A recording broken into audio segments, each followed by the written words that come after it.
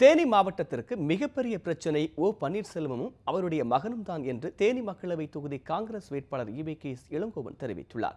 மதுரை புதூரில் உயர் மறைமாவட்ட பேராயர் அந்தோணி பப்புசாமியை சந்தித்து EVKS இளங்கோவன் ஆதரவு கோரினார். பின்னர் பேட்டியளித்த இளங்கோவன் பணம் கொடுக்கும் வேட்பாளர்களிடம் மக்கள் 5000 10,000 ரூபாய் வாங்கிக் கொண்டு அவர்களுக்கு நாமம் போட வேண்டும் என்றார்.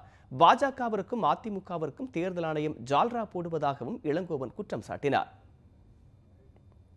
அந்த தொகுதியை பொறுத்தவரையில் மிகப்பெரிய பிரச்சனையாக இருப்பது பன்னீர்செல்வமும் அவருடைய மகனும் தான். ஆகவே இந்த தேர்தலில் அவர்களை தோல்வியடை செய்வது என்பது மிகவும் முக்கியமான ஒன்று.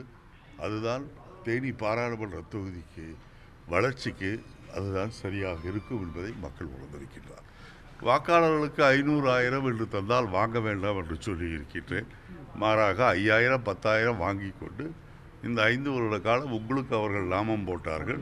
தேர்தல் அன்று நீங்கள் அவர்களுக்கு நாமம் போட்டு கை சின்னத்தில் வாக்களிகள் என்று சொல்லி இருக்கின்றேன்.